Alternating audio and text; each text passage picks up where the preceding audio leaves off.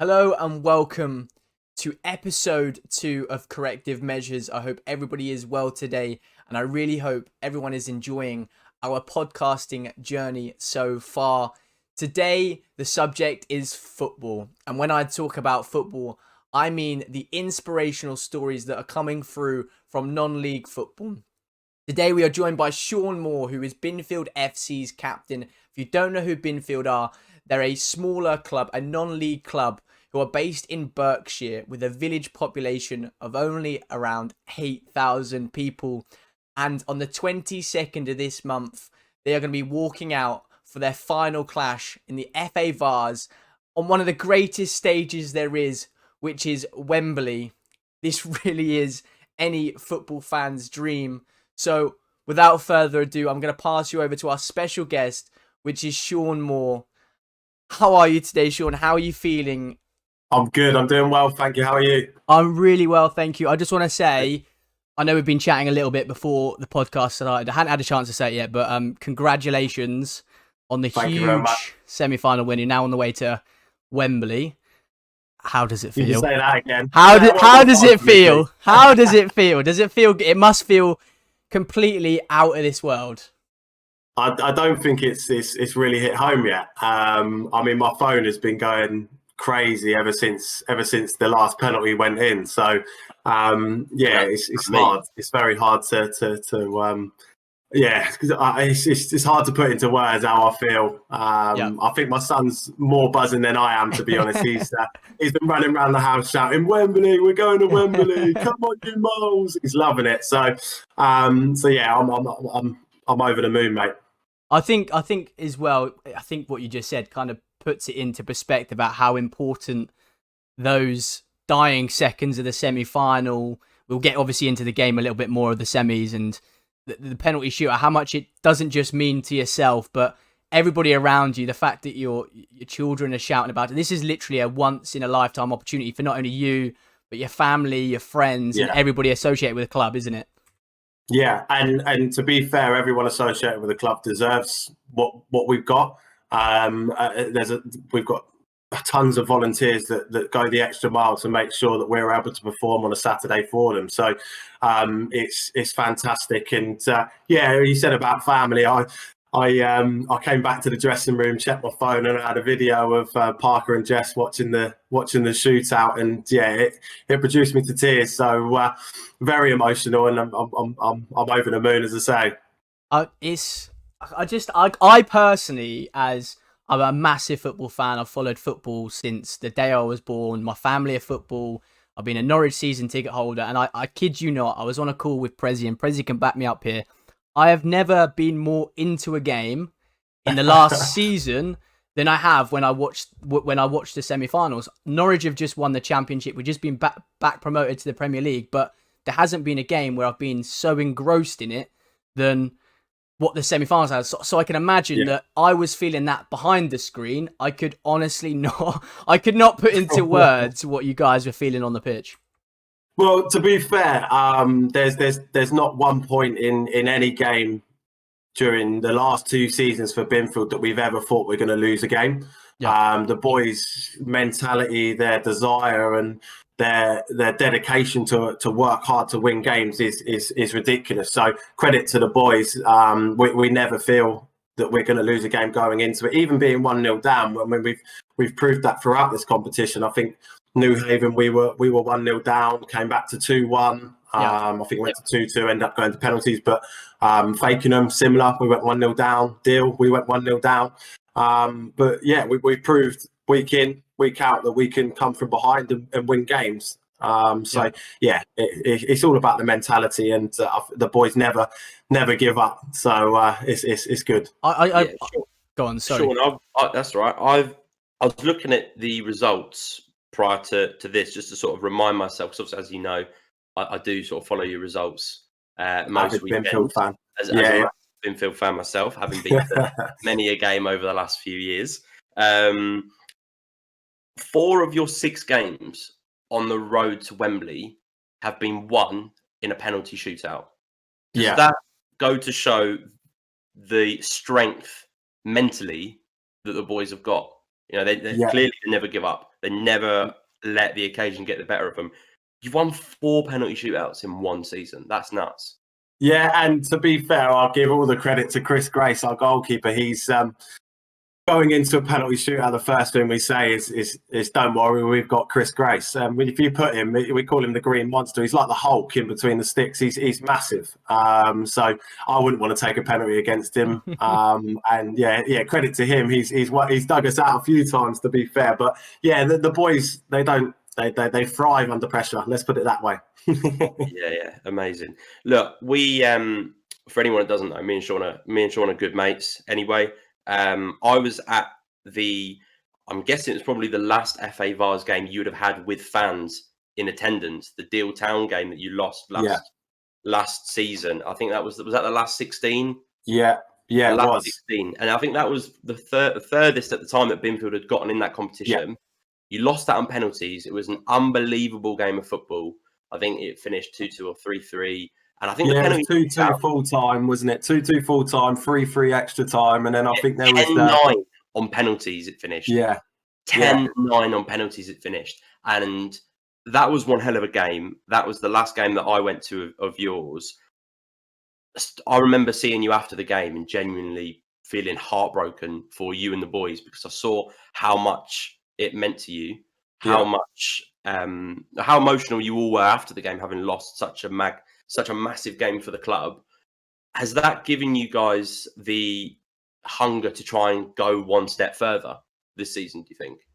Yeah, I think the hunger's always been there. But again, you've got to fail to then learn how to succeed, and it's only made us stronger. I think you look at the stats to see how strong we are as a team. I think across the 2 seasons in the leagues that were voided, our points per game ratio are over 2.41 per game or something like that, and it's we just love winning. It's a great feeling, and no one hates losing. Let's be honest. To do it. Well, no, exactly, and yes, it was heartbreaking to lose the game, but at the end of the day, we made history, and it only made us stronger to succeed this season, and it has. We went back. I don't know how. Maybe the draw's fixed, but we got Deal in the Vase again this year, and we went back there and showed them what we're all about. It ended up beating them 4-1. So we gave them what they deserved. Brilliant. So obviously you're a forward. You play either sort of up front or you play on the wing, but in an attacking role. Yeah, I'm sure. Knowing you, I'm sure you probably know this already, but I'm gonna tell you just in case you know I love a stat. Yeah, you scored 5 goals in the Vase this season. Yeah. Did you know that you are currently the leading goal scorer from players that remain in the competition? I didn't know that. No. But I did know I need to score a hat-trick at Wembley to be the leading goal scorer for the whole competition. Right. So that would be a hell of a game, I tell you. That would be my dream come true, mate. I think Mason a hat-trick of Milton Keynes Irish is the leading goal scorer with 7. You are on 5. Liam Ferdinand's on 4. A player from Rylands who play on Saturday in the other semi-final against Walsall Wood is on 5. So bear that in mind.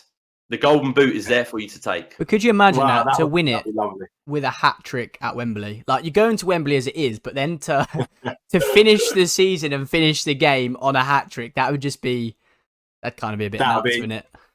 That would be honestly, that would be unreal. I mean, we've got so many players. I mean, if you probably look at that table, we've got so many goal scorers in the side. It's ridiculous. I think you've got me.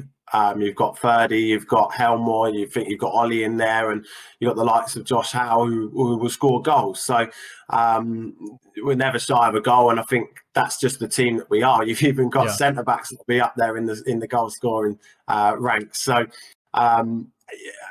if I could score a hat trick at Wembley, that would be unreal. But I don't care as long as we win the game. To be honest with you, if you do, I'm probably going to be at the point where I'll get a tattoo of you on me or something. I don't know, because that's life changing. No, please don't. I'm cutting that bit. This bit's getting edited. It's getting edited out. Coming back to, obviously, you're at Wembley now. Football itself is obviously a really tough sport, and I don't just mean that as in it's physically tough. It is, and it's mentally tough, but it's tough in the sense that the chances of you succeeding, and this is just me being quite straight with you, are quite small. How does it feel to be a non-league player going to, we say it again, and I know you're not going to get bored of talking about it, but going to Wembley, how does it feel that this is probably what so many young boys, so many young girls dream of? Yeah. That you're now going to be in the position at the age of 25, I believe, 26, going 26, going to Wembley. How is there a point that it's ever been like, okay, I can't do this anymore? Like, I was speaking to Prezi about this before, and I said I play Sundays now, and I'm only playing Sundays. I still can't be bothered to do that because I know I'm not very good. I love the game. I'd rather just watch it on TV. Has there ever been a point where you go, actually, this isn't for me? I've got a family myself, like, or have you always been so focused on this main goal? I have been focused on football, but there's been times where I've been in the wrong teams where I haven't necessarily enjoyed my time. But believe me, every single player we've got makes it a joy to be a part of. If you turn up to a training session, everyone's giving 110%. There's banter flying about left, right, and centre. It's just it's infectious. You just don't want to be away from it. We've even got injured players like travelling away with us to the games. You've got injured players coming to training. It's just a fantastic thing to be a part of. I think a big thing for me, someone said to me, you play your best football when you've got a smile on your face. And that is 100% true. Look where we are. Every single player that you speak to in Binfield squad will tell you they are happy and enjoying their game and probably have played their best ever football they've ever played. So yeah, I think it's credit to the lads. It's brilliant. You don't want to be away from it at all, trust me. No, I can fully see that, and I think, like I said, we watched the semi-final. I've never been so engrossed in the game, but you can see the team togetherness. There's not many teams, and you said previously that you've been down in, or you was down in the game, and that you've come back and you've completely outplayed, and you've gone on to win the game. So you can purely see the togetherness in the squad. Have you got any main characters that are really about the dressing room that kind of bring everybody together? That kind of the laughs and jokes, or is it just a full collective? There's a few individuals. I think Prezi will tell you one of them is myself. We've got a few people like the likes of George Short, who's full of banter. The moment he walks through, people are laughing at him purely because of his rubbish haircut. There's a few. But with regards to motivating, everyone motivates everyone. You can sit here and say I'm the captain, I'm the leader, but everyone motivates everyone. You're if that's a left winger motivating their left back, and the left back motivating the centre back, motivating the goalkeeper. Everyone is a leader in that team. So my job is just to wear the armband, and that's it. I don't have to do much to get the team motivated. They do that all themselves. So it's class. I love it. I mean, that's what I'm sure every manager wants. No matter, not just in non-league football, in any sport. Yeah. You want that from a team, right? And that's success will come from togetherness and wanting to actually do it not just for themselves, but for the boys. You get on with each other. You want to win for each other. The last 18 months or so, obviously, for everybody have been rough through being out of work, the lockdowns. Football as a whole has been hit.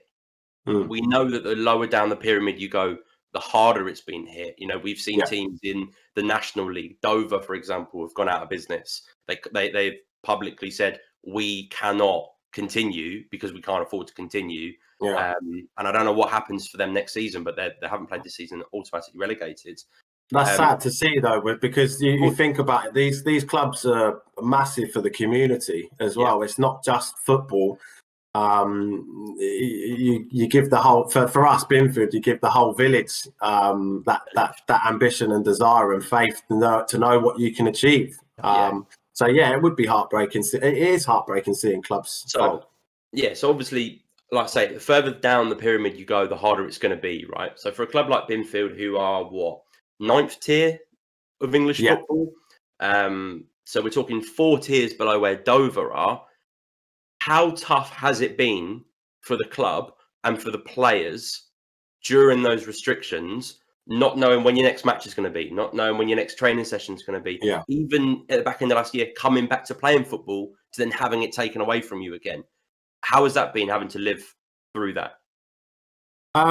Certainly been tough on the club.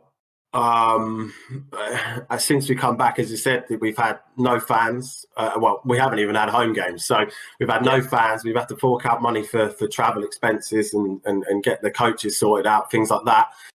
So there's a lot of money going out the door and not coming in. And again, we rely on a lot of volunteers to get us through it. I think personally, mentally, I really struggled.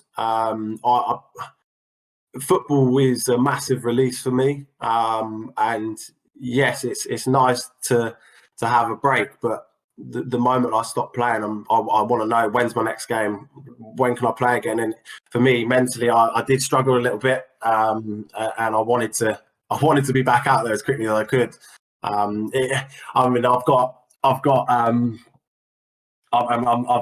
so energetic that if I'm sat at home in a cooped up house, it's difficult to contain my energy, let's say. So yeah, it's tough. It is tough, but I think with the boys, again, they motivate each other. We were. I don't think there was one day throughout the whole of the lockdown where we weren't playing football that someone wasn't messaging in the group and starting a conversation between the lads. So. Again, it comes back to that camaraderie. Everyone was around everyone. We knew football was coming back. We just didn't know when. So you're just keeping each other motivated as much as you can. Yeah. So your last game that wasn't in the FA Vase would have been what, December? Yeah, December time, I believe. Yeah. So we're now mid-May, right? You've had 6 games in the FA Vase this season to get to Wembley. Yeah. All of which, very strangely, have been away from home. The draw hasn't been kind to you. So since December, you've not played a game at home. Every single game's been on the road. Yeah. Has it been in your mind or the team's mind that it's actually been a matter of winner stays on? Because this is a cup competition. Yeah. You're going into the game on a Saturday knowing that if you lose, season's over. Like, has that been in your mind sort of throughout the... Every game. I remember saying... I remember saying at the Deal game, we were all getting changed on the bus. Like, it was a weird experience. COVID has not been kind to anyone, but we're getting changed on the bus. And I remember saying, "Listen, boys, if we don't win today, you got another 3 months off. We won't be playing football again." Like, it's just one game. But we did take one game at a time. We never really thought about the next game, other than the fact that if we don't win the game, we won't be playing another game. So it has been hard. But you say the draw hasn't been kind to us. I think playing away from home, we've loved it. So that coach journey back's always been exciting. Let's put it that way. I was just then going to say, actually, I bet that because you have played away with all odds against you, no fans, when you do get those wins, when you have succeeded and got back on that coach, I bet the atmosphere has been absolutely amazing, hasn't it? Yeah. We've been told off a few times by the bus driver, so telling to sit down and stuff like that. So we've had to be as considerate as we can be. But yeah, it's been a hell of a journey. Beers flowing or? Yeah, just a few. Can't say too much. You've not played at home since. Well, you haven't played at home this year, right? Win or lose next Saturday in the Vase final, right? Forget the result for a second. The fact you're going to Wembley, what's that first game going to be like at home? Well, it's going to be a strange one. I mean, I know the club are hoping for some news where we might potentially be playing a step higher next year. Yeah. I'm pretty confident that we after this run we've certainly given the club a bit more exposure. So I'm hoping that we'll be breaking record attendances next season. And honestly, it's been sort of year by year, game by game, we've been getting more people through the door. And it has been a shame that it's had to stop suddenly and then not been allowed anyone here. So I'm really hoping next season we'll have a lot more people interested and wanting to come down. and watch the games. It's been with the support we've had sort of on social media. It's been fantastic. But it's nothing like having fans in the ground and No, definitely getting that buzz again. I presume going to Wembley, obviously it is now at that stage where the government have turned around and said the 17th is obviously that cut-off where we can start allowing fans back into the stadium. I believe there's about a 1,500 allocation for Binfield itself. Yeah. I presume that feeling where you've gone from playing away, not in front of fans, to then be coming out not only at Wembley, but in front of your home supporters. Yeah. How is that? I can't ever put into words how that would make me feel because I'm never personally going to be in the situation. So for a guy that's completely and utterly in love with the game, tell me the emotions that you're feeling now and that potentially you could be feeling. I think the fans deserve it. I mean, what a place to watch their first game back is Wembley. I mean, we're not really thinking too much about the fact that we're playing at Wembley. It's just another final that we need to win. Yep. And again, we wouldn't be happy if we didn't go there and win that game. And I think everyone involved in the club deserves to see and witness some more history in the making. So I'm excited more than anything. As captain, have you dreamt about that moment, lifting the trophy? Must have thought about it, be honest. You know what? I've tried to not think about it too much. I've thought about my walkout. How am I going to walk? No, me and Parker, my son, we've been practicing, but unfortunately we found out the news yesterday that we're not going to be allowed mascots on the pitch because of COVID. Haven't broke that to him yet. Bless him. That is a massive shame. That is it honestly is. I mean, it's a great. For me, I was really proud that we got there as a team, but I was even more proud that I'd be able to take my son out there and be an experience for him, and that I really live with him. But yeah, unfortunately, and unless guidance change, but unfortunately, that's something that he's not going to be able to do. But at least he gets to see his dad play at Wembley. That'd be unreal for him. Does that mean that you won't be able to walk out with me either? Yeah, well, if you dress up in a mole suit, you might be all right. Oh, mate. Don't tempt him, because I think at this point he's going to be taking any of those offers. Let's be honest. He'll be ordering next day delivery, I think. I've already told you that if you score the hat-trick, when that third goal goes in, to watch your shoulder, because I'm coming for you. You wouldn't be able to catch me, mate. That is true. I'll be doing the shearer into a knee slide. Don't worry about it. Oh, mate. Are we saying Joe Prezi on the pitch when the hat-trick goes in then? Is that what we're trying to say? If the hat-trick happens, it'd be lovely. And it's on. Have you thought about that? You're going to be playing on not just a Wembley. You're going to be playing on TV, international TV. You're playing it on BT Sport. Yeah.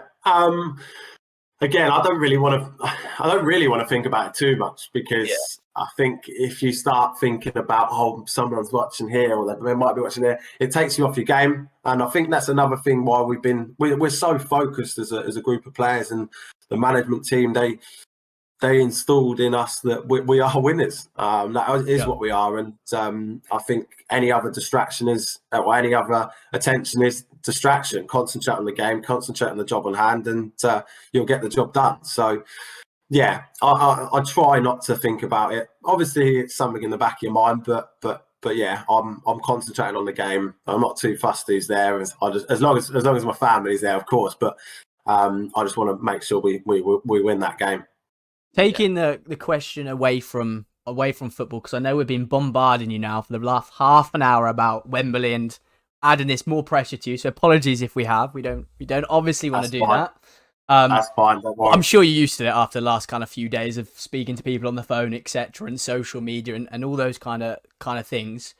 We asked this question. We've always said we're going to ask this question to any guest that comes on to the show, and me and Prezi both asked it.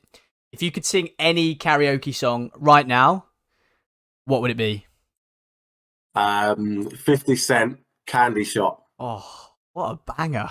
What a tune. If I score a hat-trick at Wembley, I'll do it for you. Right, on the pitch. On the pitch. I'm there.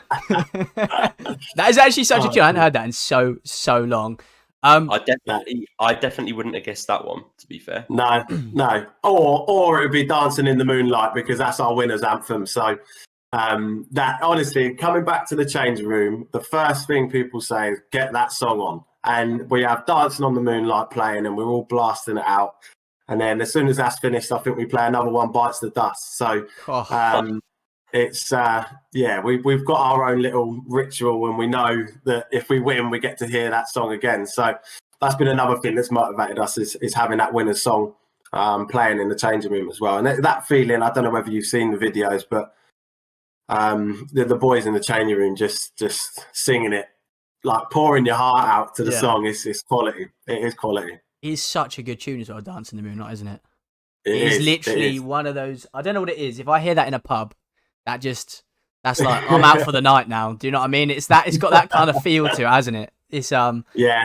Oh, it's been brilliant. That was picked by Liam Gavin, our centre back, by the way. So I have to give him a shout out for that. Yeah. Great Quick one. Obviously, we spoke about Wembley a lot. We spoke about Mr. Prezi coming on the pitch in a mole suit. That was class, yeah. Are we saying that we can get some tickets now that we've interviewed you? Yeah, of course, boys. Don't worry about that. I'll get you the tickets sorted out. Don't worry. That's fine. Love that. Absolutely love that. I just want to say that it is actually been pretty incredible to speak to yourself. I know you're a very good friend of Joe Prezi's, Mr. Joe. I always say Joe Prezi because we both got the same first name, so it's always awkward. But a massive friend of Prezi's, and I just want to say it's a pleasure to have you on here, because for you, it's obviously a massive experience, and there's a lot of thinking going into moving forward, and there's a lot of game preparation and stuff. So I just want to say thank you for taking time out of your day. That's fine. Coming on here, talking to us. Is there anything that you kind of want to say that you've not had the chance to say? Anything you want to get off your chest? Anything that you want to talk about prior to going into this game, or just in general about football, about anything? It's your opportunity. You got the stage. I think I'll go back to the thing that I said during the interview is for anyone, young kids, even adults playing men's football, a big thing is just make sure you're enjoying what you're doing. There is no point being a part of a squad that you're not got a smile on your face, just because there's a lot of people out there that will, even at our level, that will get paid stupid amounts of money, not enjoy the game, but they get paid loads of money to sit on the bench or something like that. Yep. It's not fun sitting on the bench. If you're a footballer that likes sitting on the bench earning loads of money, then you're stupid. But the big thing is make sure you are playing with a group of lads that you love and you're enjoying every second of it. The moment you stop enjoying football, it's it's not enjoyable, is it? No, of course not. And no one wants that. No one ever wants that to the beautiful game. Prezi, is there anything that you kind of want to add that maybe we haven't covered yet that you want to kind of slide in there? No, I think the only thing that I would say for anybody, like Sean said, anybody watching that does play football, Sean's living proof that it's never too late. You know, he's 26. Yeah. He's a normal guy that you meet down the pub. You know, he's just a normal chap, works a full-time job, plays football because he loves football. He's good at it. He's worked his arse off throughout his entire footballing life. And at 26, he's now been rewarded with the opportunity to walk the team that he loves playing with his mates. They're his mates. You can see that from this podcast today. They are his mates. He's going to lead them boys out at Wembley Stadium in 10 days from now. It's never too late. Do not give up on your dream, because anyone can achieve it. And you're walking proof of that. Appreciate that. Thanks very much. No, I fully rate it. And again, I just want to say a massive, massive, massive shout for yourself for coming on, and a massive shout for Binfield, because like I said, I've had a pretty good year with supporting Norwich, but I generally have not been that invested in a game in a long time, and I was voice noting Prezi the whole way through, and I mean the ups, the downs of the game, everything. I think I've said a few bad words about the ref, so ref, if you ever do watch this, I'm very sorry. But I do want to say a massive thank you for coming onto the podcast, and I am fully looking forward to a Corrective Measures post-match interview with yourself when you're lifting that After FA Cup I've scored vase. that hat trick, I promised, yeah? If you, mate, I'll be in that tattoo shop with you. Don't you worry. One last thing I want from you boys is a come on, you moles. Come on, you moles!